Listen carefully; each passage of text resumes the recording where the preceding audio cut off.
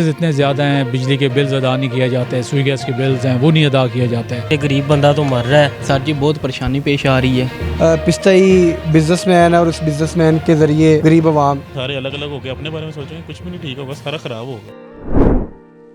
कुव्वत news की videos देखने के लिए हमारे चैनल को सब्सक्राइब कीजिए, बेल आइकॉन को क्लिक कीजिए ताकि आप हमारी आने वाली हर वीडियो से बाखबर रह सकें। अस्सलाम वालेकुम नाज़रीन, मैं हूं आपका मेज़बान शहबाज हैदर और आप देख रहे हैं कुव्वत न्यूज़।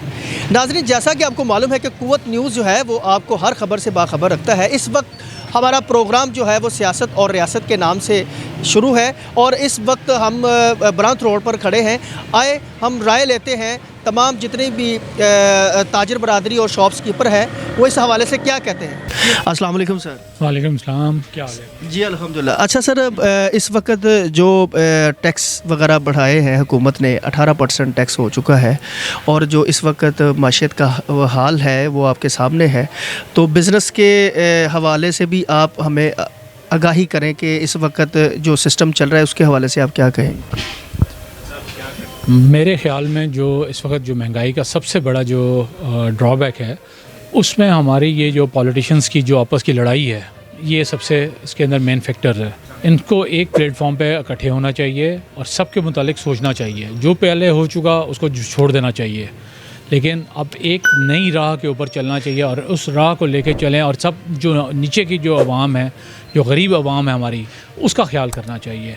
मैं उनको देखता हूँ कि जो सड़कों पे खड़े होके एक आईडी कार्ड के ऊपर एक आटे का थैला ले रहे होते हैं, तो कल को ये जो हमारे हुक्मरान हैं ये कल को क्या जवाब देंगे अल्लाह को?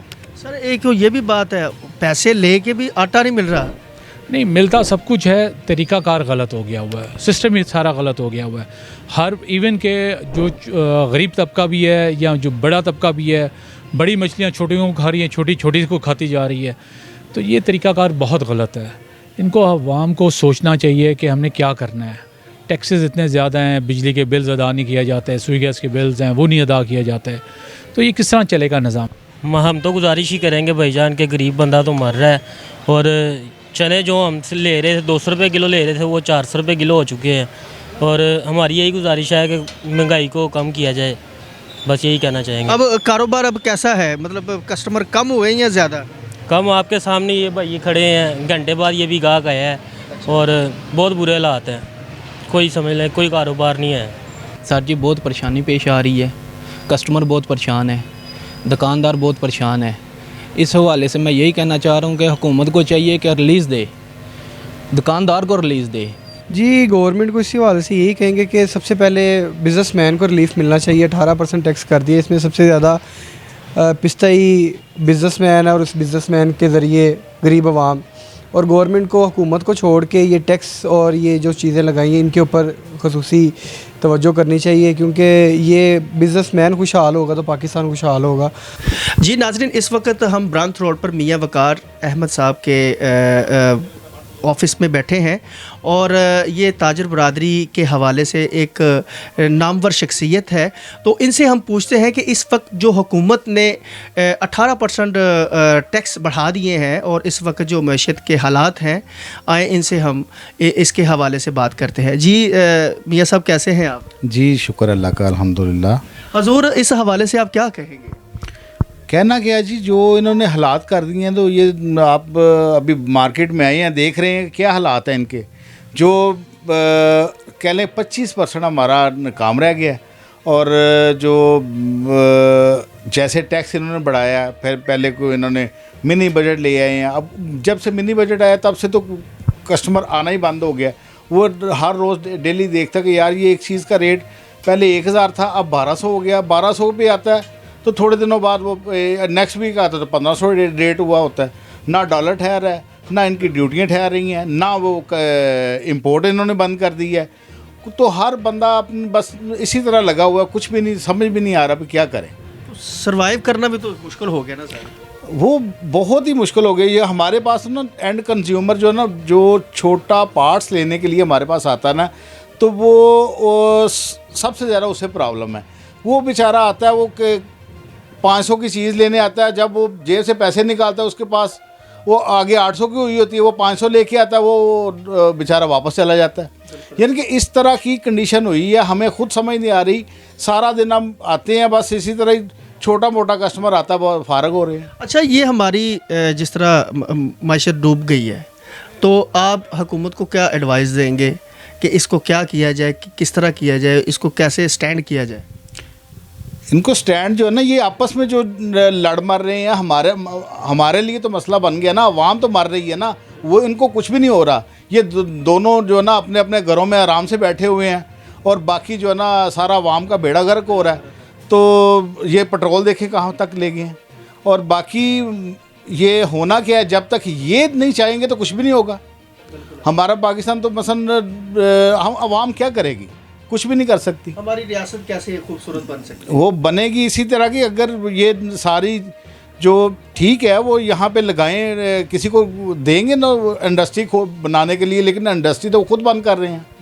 अगर इंडस्ट्री चलेगी, यहाँ पे मैन्युफैक्चरिंग होगी, उसकी सहूलत देना। अगर सहूलत नहीं देंगे तो वो कौन बनाएगा?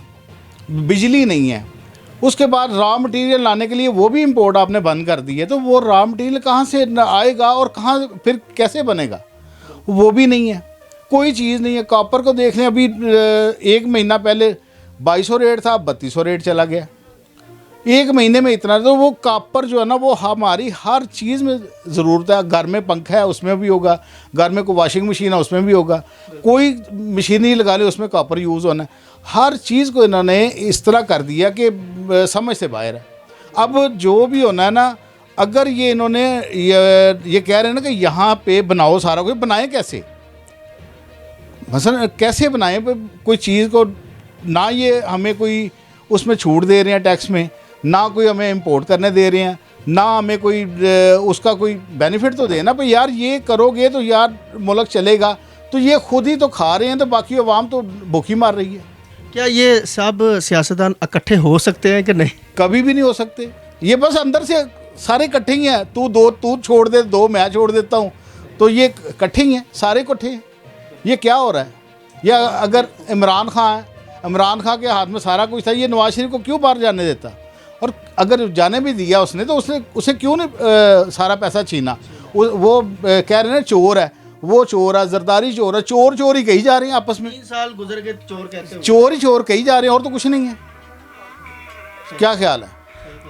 तो अगर ये नहीं ठीक होंगे तो अवाम कहाँ से मरेगी? अब हमारी दुकान के बोर्ड बाहर मैंने लगाया होता था कि मुझे अनट्रेंड लड़कों की ज़रूरत है, अब मैंने उतार दिया।